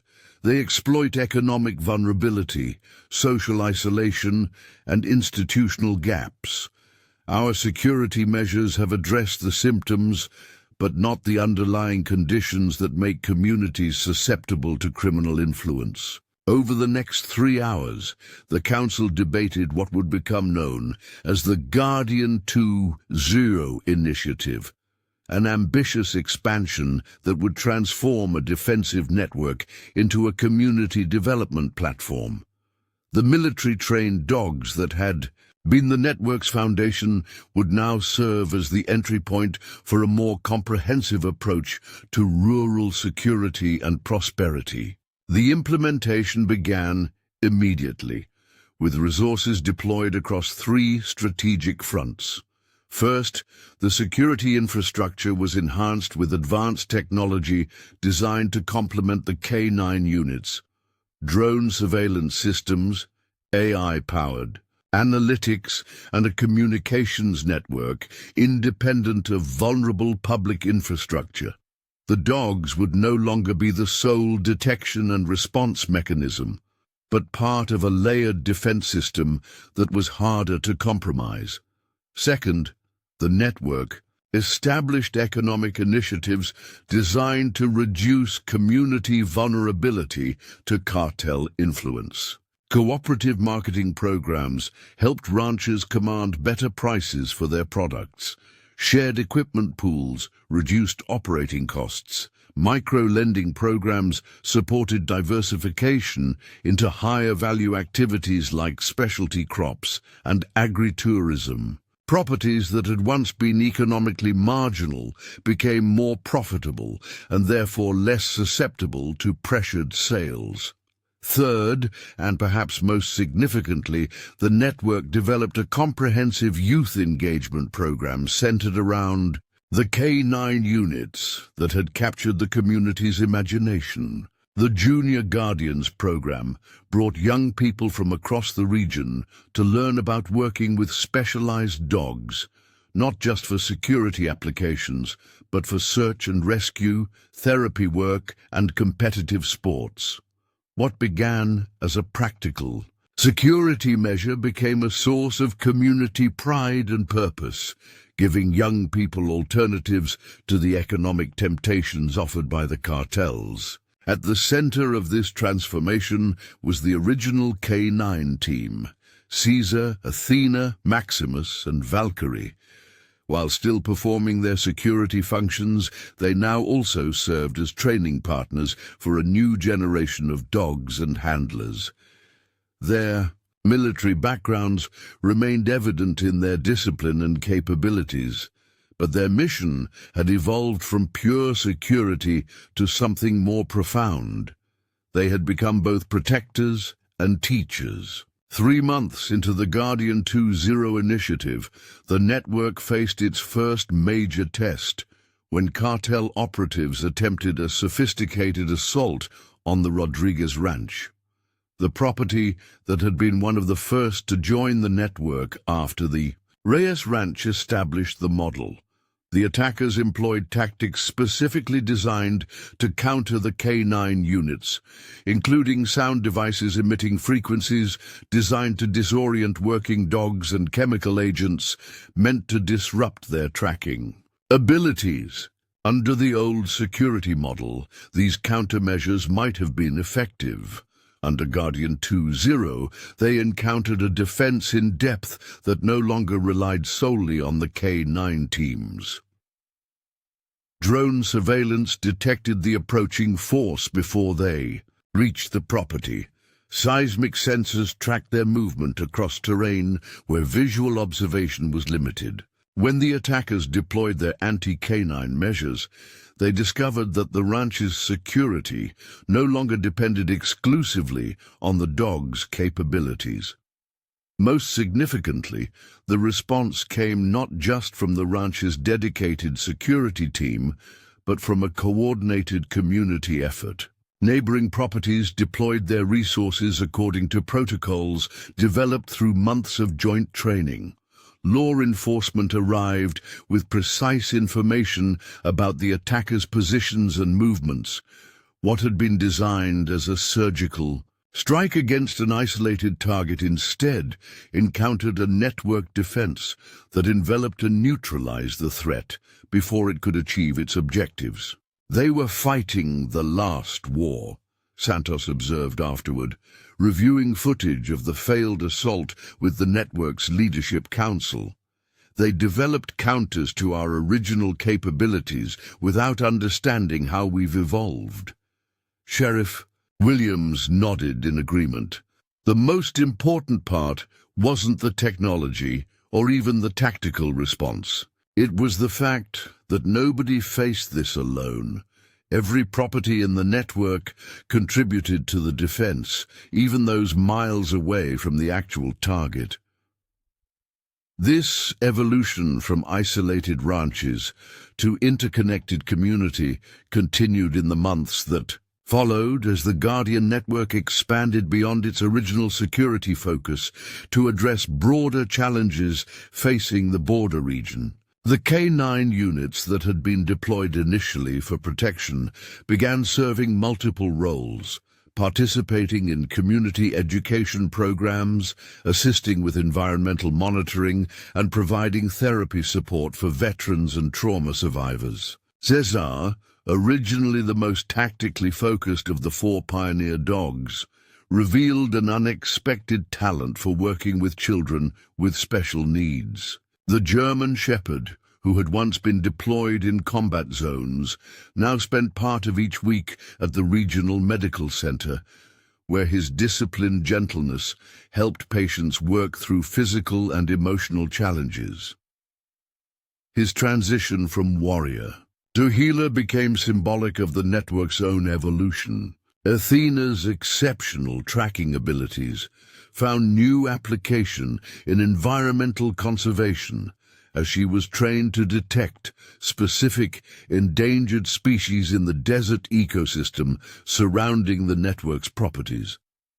Her work with biologists from the State University helped document wildlife populations that had been thought extinct in the region, contributing to land management decisions that benefited both the ecosystem and the ranching operations that depended on it.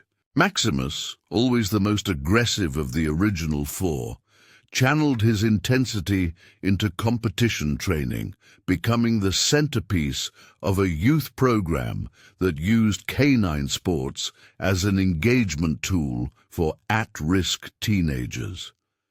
Young people who might otherwise have been recruited into gang activity instead found purpose and discipline working with dogs that demanded nothing less than their best. Valkyrie, the smallest but fastest of the original team, specialized in search and rescue operations, her desert experience proving invaluable during flash floods and other emergencies. Her successful location of a missing child during a severe storm became one of the network's most celebrated moments, featured in regional media that had once reported only on cartel violence in the area. 2 years after the initial confrontation, at the Reyes Ranch, The Guardian Network hosted an international symposium on rural security and development, bringing practitioners from 5 continents to study what had become known as the Reyes model of community resilience. Delegations from Mexico, Colombia, South Africa, and the Philippines, all dealing with their own challenges of criminal influence in rural areas, came to learn how specialized capability deployed within a community framework could transform seemingly intractable security situations. What began as a desperate defense has become a development model, Miguel explained to the gathered experts, standing in what had once been his barn but was now a modern training facility. We discovered that security isn't just about keeping threats out. It's about building something worth protecting. The centerpiece of the symposium was a demonstration of the integrated capabilities that had evolved from the original K9 security teams. Visitors watched as dogs and handlers worked in seamless coordination with technology and community volunteers, executing scenarios ranging from security response to disaster management to environmental monitoring. What impressed the delegates most wasn't just the technical proficiency, but the community involvement. These weren't isolated security specialists, but integral members of a cohesive social system. In my country, we have tried military force, police operations, private security, all treating the symptoms without addressing the root causes, observed a Colombian official after watching a demonstration. What you have built here is different.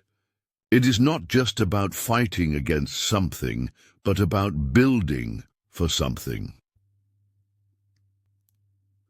This distinction between security as resistance and security as foundation became the guiding principle for the network's continued evolution. The specialized capabilities that had begun with 4 military-trained dogs had expanded into a comprehensive approach to community resilience that addressed economic, social, and environmental challenges alongside security concerns. The impact extended far beyond the physical protection of property. Ranches that had been considering selling to corporate interests due to security concerns instead remained family operations, preserving a way of life and a connection to the land that had defined the region for generations. Young people who might have left for urban areas saw opportunity and purpose in rural communities that were no longer defined by isolation and vulnerability. The land itself benefited from management practices that recognized security and sustainability as interconnected rather than competing priorities. Perhaps most significantly, the relationship between these rural communities and law enforcement transformed from mutual suspicion to active partnership. Sheriff Williams, once skeptical of what he had perceived as a vigilante operation, became one of the network's strongest advocates, integrating county resources into the cooperative framework and using the Reyes model as a template for community policing across his jurisdiction. 20 years in law enforcement, and I was doing it backward, Williams admitted during a training session for new deputies. I was trying to impose security on communities instead of building it with them. These folks with their military dogs taught me that real security comes from capability plus community. You need both. This lesson was dramatically demonstrated when a Category 4 hurricane devastated the region 3 years after the network's formation. Communities that had organized around security capabilities now applied those same coordination mechanisms to disaster response. The K9 teams that had been trained to detect cartel incursions now led search and rescue operations in flood-ravaged areas, communication systems designed to be resilient against criminal interference maintained functionality when public infrastructure failed. The same capabilities that make a community hard to victimize also make it hard to devastate, Santos observed as he coordinated the network's response to the hurricane's aftermath. Resilience isn't specific to a particular threat. It's a characteristic of the community itself. In the command center that had once tracked cartel movements, network leaders now coordinated the distribution of supplies, managed volunteer teams, and prioritized recovery operations across the affected region. The military precision that had been applied to security now served humanitarian purposes, demonstrating that specialized capability was as valuable in healing as it had been in protection. Miguel, now in his late 60s, watched with quiet satisfaction as the organization he had helped create transcended its origins. What had begun as a desperate measure to save his ranch had evolved into something that was saving an entire way of life. Not through force or resistance alone, but through community connection and shared purpose. "I was ready to sell this land," he confided to Santos during a rare, quiet moment as they watched a training session where network veterans were teaching new handlers from neighboring counties. "I thought one old man couldn't stand against forces like the cartels. I was thinking too small." Santos nodded in understanding. "The cartels thought they were just intimidating a landowner. They didn't realize they were catalyzing a movement. That's always been their blind spot, seeing only vulnerability where there's also potential. That potential had manifested in ways none could have predicted when 4 military-trained dogs arrived at a threatened ranch. What had begun as a tactical response to a specific threat had evolved into a framework for community development that addressed challenges ranging from economic opportunity to environmental sustainability to social cohesion, all built on the foundation of security that the original K9 units had established. The dogs themselves had aged, their muzzles now showing grey, but their legacy continued in the dozens of K9 teams that had been trained in what was now officially designated as the Border Region Rural Resilience Center. Caesar, Athena, Maximus, and Valkyrie had transitioned from frontline security assets to training partners and community ambassadors, their disciplined presence a living connection to the center's origins. 4 years to the day after the initial confrontation at the Reyes Ranch, a ceremony was held to dedicate a memorial recognizing the contribution of the original K9 team. Unlike conventional monuments, this was a working memorial, a state-of-the-art training facility where the lessons learned from those pioneer dogs would be passed to new generations of handlers and K9s serving communities across the region and beyond. As Miguel addressed the gathered community members, officials and media representatives, the 4 dogs that had started it all sat at perfect attention beside the podium.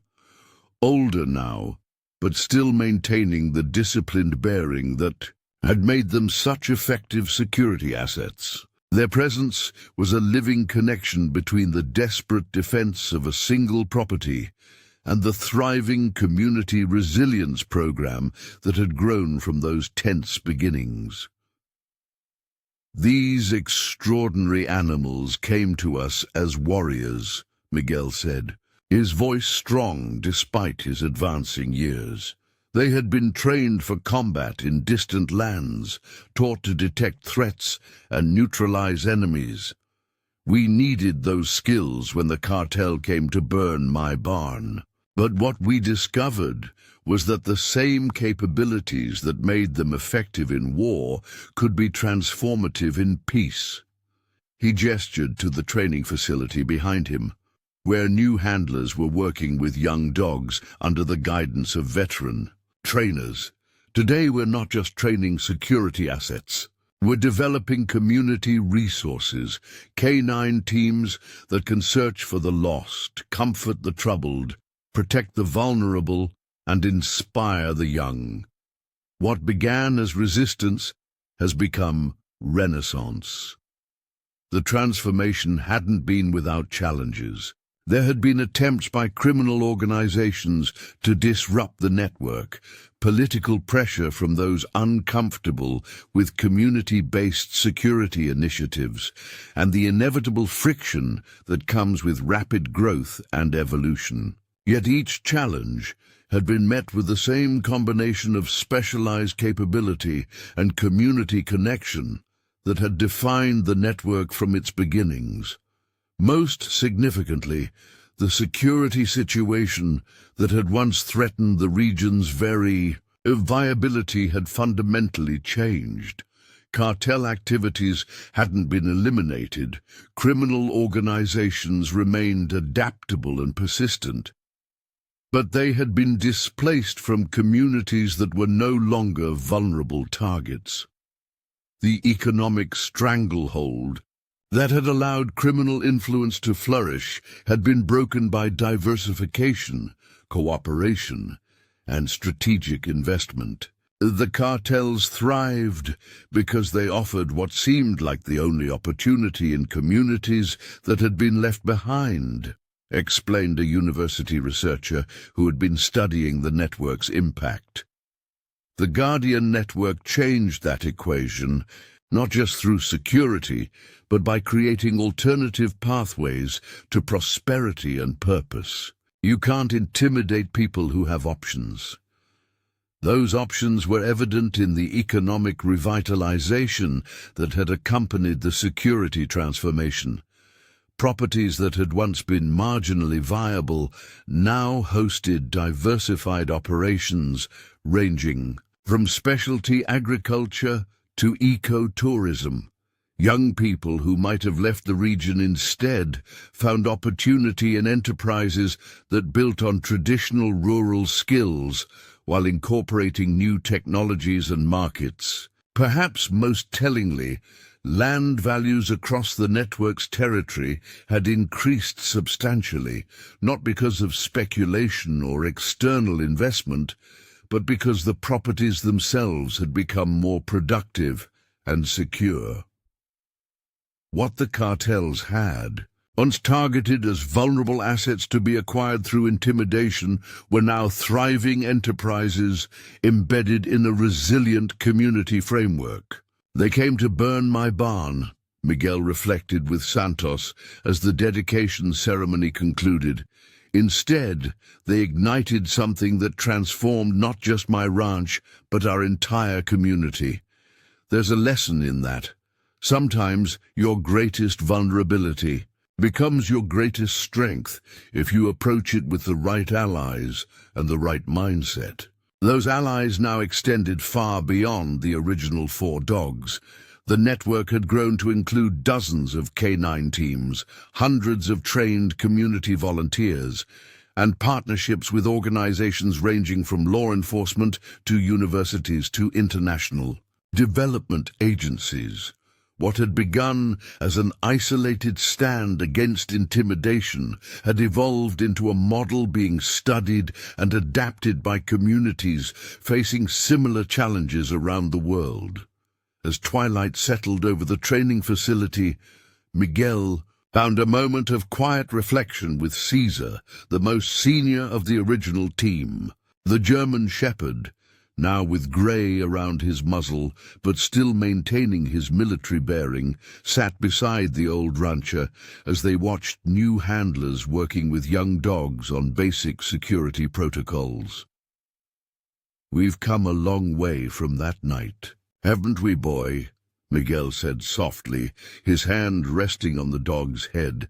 Caesar looked up at him, the intelligence in his eyes undimmed by age, then turned back to watch the training session with what seemed like approval. Xantos joined them, accompanied by a young woman in the training uniform of the Junior Guardians program, Maria Rodriguez, granddaughter of the silver-haired rancher who had been one of the network's earliest supporters. At 18, Maria represented the next generation of the community the network had helped preserve, raised not in fear of cartel intimidation, but in the confidence of collective capability and purpose. "I've been accepted to the veterinary program at Texas A&M, Maria announced, her expression combining excitement and determination. The scholarship from the Guardian Network Foundation made it possible. But I'm coming back when I graduate. These dogs and this community, they're my future." Her words captured the most profound impact of what had begun as a desperate security measure.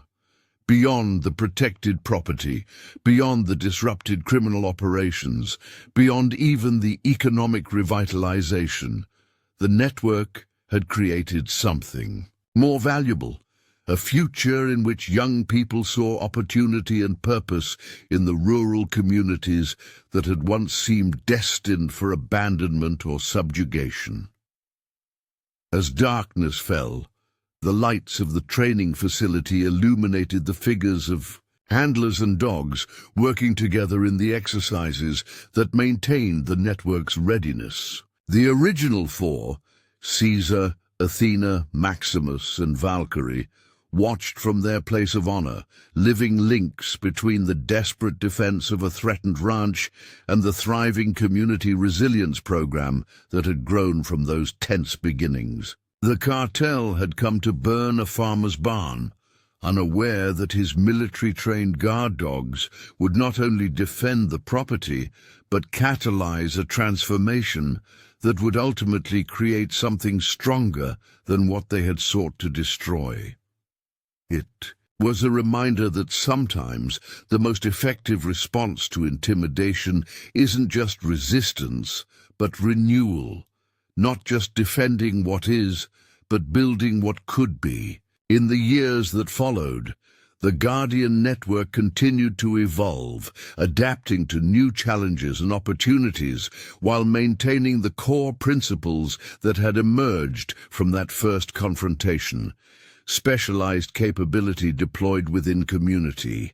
Context, security as foundation rather than imposition, and the understanding that resilience comes not from isolation, but from connection. The military-trained dogs that had been the network's foundation became its most recognizable symbols, not just of security, but of the transformation that occurs when specialized skills find purpose beyond their original application. What had been developed for warfare had found its highest expression in peace, protecting not just property, but possibility, preserving not just safety, but a way of life that might otherwise have been lost to intimidation and fear. The barn that the cartel had come to burn now stood as the centerpiece of a community renaissance, a reminder that sometimes the greatest threats can become catalysts for the most meaningful transformations when met with courage, capability, and connection. It wasn't just a building that had been saved that night when the military-trained guard dogs first demonstrated their capabilities. It was the future of a community that had found in crisis the opportunity to become something stronger, more resilient, and more purposeful than it had ever been before. 5 years had passed since that fateful night when cartel members rolled up to Miguel Reyes' ranch, intending to burn his barn and force him off his land. What had begun as one man's desperate stand against intimidation had blossomed into something remarkable, a legacy that would be recounted for generations throughout the border communities. The Guardian network had evolved beyond anyone's wildest expectations. What started with 4 military-trained dogs protecting a single property had transformed into a comprehensive rural security and development initiative spanning 3 states. The network now included over 200 properties, each integrated into a cooperative framework that combined specialized canine capabilities with community organization, economic development, and technological innovation. Miguel, now approaching his 70s, stood on the ridge overlooking his ranch, Caesar beside him. The German shepherd moved more slowly these days, his muzzle white with age, but his bearing still reflected his military heritage. Together, they surveyed the property that had nearly been lost to intimidation, but instead had become the birthplace of a movement. "You can see all the way to the Rodriguez place from here," Miguel remarked to Santos, who stood beside him. "Remember when Maria's grandmother first joined the network? Everyone thought she was crazy to stand against the cartel." Santos nodded, watching a training exercise in progress below where a new generation of handlers worked with their K9 partners. Now Maria's running one of the most successful operations in the region, and she's on the governor's Rural Development Council. All because her grandmother refused to be intimidated. This transformation wasn't limited to the Reyes Ranch. Throughout the region, properties that had once been vulnerable to cartel pressure were now thriving enterprises, their owners connected through a network that provided not just security, but economic opportunity, technological advancement, and social cohesion. The old dog moved with deliberate dignity, his pace slower but his awareness undiminished, still scanning the environment with the trained perception that had made him so effective. Together they climbed the ridge that overlooked the ranch, the same vantage point where Miguel had once watched cartel vehicles approach with the intention of intimidating him off his land. Now he could see not just his own property, but others connected through the Guardian network, lights indicating security systems active, structures that housed operations ranging from traditional ranching to technology development, communities that had not just survived, but thrived. "We did good, didn't we, boy?" Miguel said quietly, his hand resting on Caesar's head. The German shepherd looked up at him, eyes reflecting the intelligence and purpose that had made these dogs such extraordinary partners, then turned his gaze back to the land they had protected and transformed. The cartel had come to burn a farmer's barn, unaware that his military-trained guard dogs would not only defend the property but catalyze a movement that would ultimately reshape the relationship between rural communities and criminal organizations. They had expected to find vulnerability and instead encountered capability. They had anticipated isolation and instead triggered connection. As Miguel and Caesar made their way back toward the ranch house, now incorporated into the Guardian Network's extensive campus, they passed the original barn structure, preserved, reinforced, and standing as physical testament to the transformation that had begun there. What had nearly been destroyed by intimidation had instead become the birthplace of renewal, not just for one property, but for an entire region. The military-trained dogs that had been the catalyst for this transformation had never lost the discipline and capability that made them effective security assets. But they had grown into something more profound, symbols of how specialized skills find their highest expression not in conflict, but in connection, not in destruction, but in development. They had come as warriors and become guardians, their evolution mirroring the community's own journey from vulnerability to resilience. Miguel paused at the barn's entrance, remembering the night when cartel members had approached with gasoline cans and malicious intent. They had seen only an old man they thought would be easily intimidated. They couldn't have imagined the forces their actions would set in motion, not just the immediate defense mounted by 4 extraordinary dogs, but the long-term transformation that would grow from that desperate stand. They came to burn it down, Miguel reflected as Caesar stood vigilant beside him. But instead, they helped us build something that fire can't touch. Something that lives not just in buildings or boundaries, but in the connections between people who refuse to be intimidated, and the specialized capabilities that turn that refusal into resilience.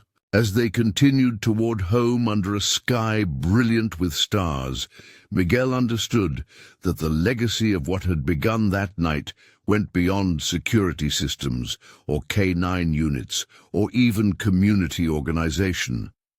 The true inheritance was the demonstration. That specialized capability finds its greatest power not in destruction, but in creation.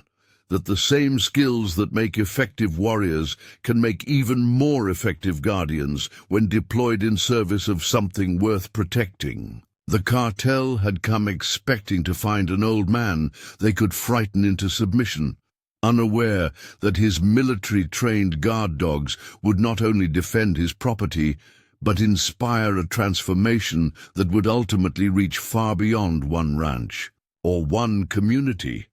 They had intended to demonstrate power through intimidation, never understanding that true power grows not from fear, but from connection.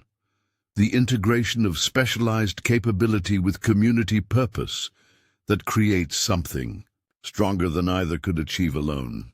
As Miguel and Caesar reached the house, lights glowing welcome in the desert night, they paused for one final look at the property that had nearly been lost, but instead had become something more significant than one man's ranch. It had become proof that intimidation fails when met with capability and connection, that specialized skills find their highest purpose not in conflict but in creation. The military-trained guard dogs had defended a farmer's barn, but their greater achievement was helping build a community that fire couldn't burn and fear couldn't break. A legacy not just of resistance, but of renewal that would continue long, after both dogs and defenders had passed into memory and myth. Up next, you've got 2 more standout stories right on your screen.